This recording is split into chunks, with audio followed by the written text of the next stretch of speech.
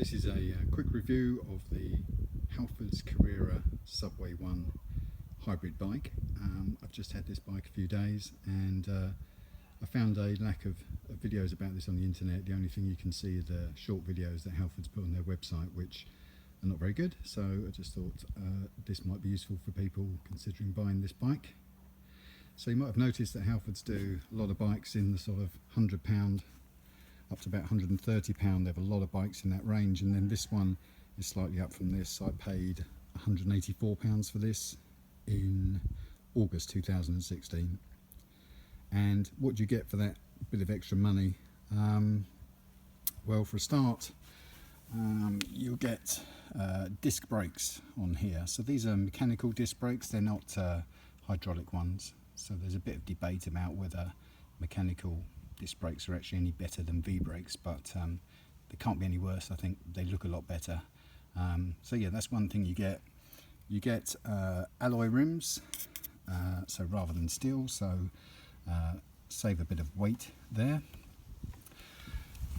In terms of this is metal, obviously the crank is metal, but the pedals are metal as well, so they're not nasty plastic which you get on some slightly cheaper bikes.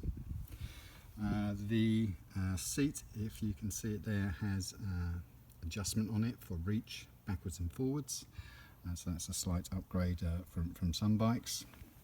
It's got an alloy frame. It's got the quick release wheels, which is a bit of a benefit, and also has this trigger system to change the gears up and down, which actually I find really good, a sort of paddle shift type system for changing the gears. Gears themselves are the Shimano's you probably expect, a little bit better quality than some of the cheaper bikes.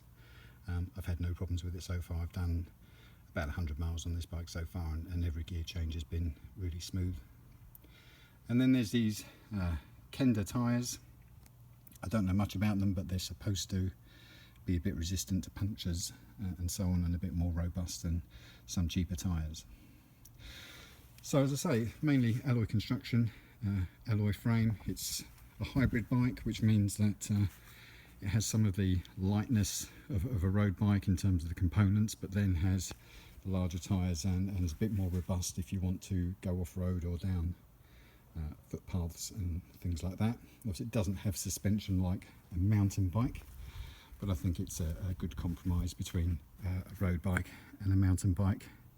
Great for the idea sort of daily commute, but then you can take it off-road at weekends if you want to. A few things to mention about this saddle.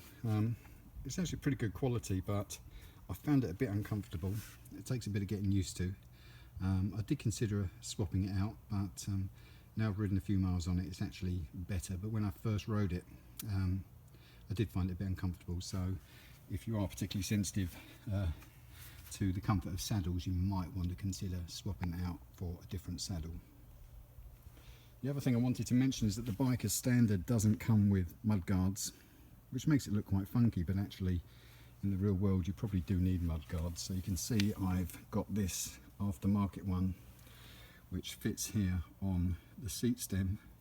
Now one thing to consider here is that I've got the seat quite low. It's in fact as low as it will go, and still allowing for the bracket for the mudguard. Now if you wanted to put a light on here as well and fit a rear light onto the seat stem, you'd have to have the seat up, and for me that would be too high, so I need to actually get a light maybe to go here rather than on the seat stem. So one thing you might want to consider, actually this bike comes in 3 frame sizes, 18, 20 and 22. You might want to consider going down a size than you might need. So this is a 20 inch.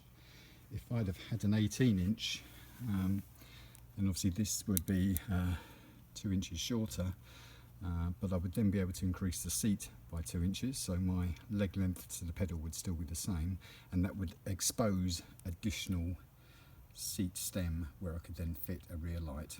And a smaller frame would have a slight advantage, that it would obviously weigh a bit less as well, so just something to consider. that you might want to get a frame size down. The other real thing to mention about this bike is that the handlebar stem is not adjustable in height.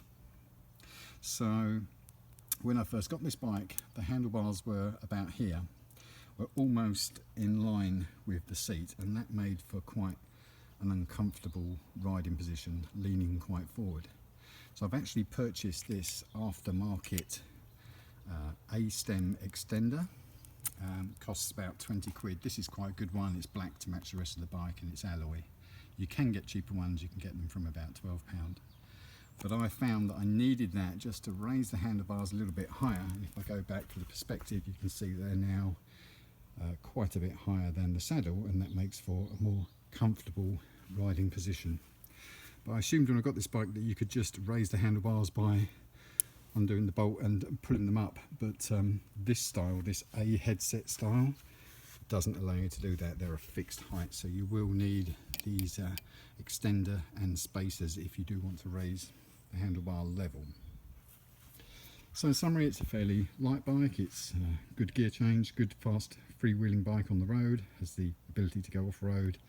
Some fairly good components on it. There's some alloy in there, some of the things that are plastic on cheaper bikes and metal on here. Good quality adjustable saddle. Just be mindful of the seat height if you want to fit accessories to the seat post, and you may wish to get a smaller frame size to allow for that, and probably budget another 20 quid or so to get one of these A headset extenders to raise the height of it. But that's it, the Carrera Subway 1, not to be confused with expensive Italian Carrera bikes. Carrera is a Halford's own brand bike. It's not high end, so you're not getting a really good quality bike. There are some very expensive Italian bikes that also carry the Carrera name, but they are completely different to this.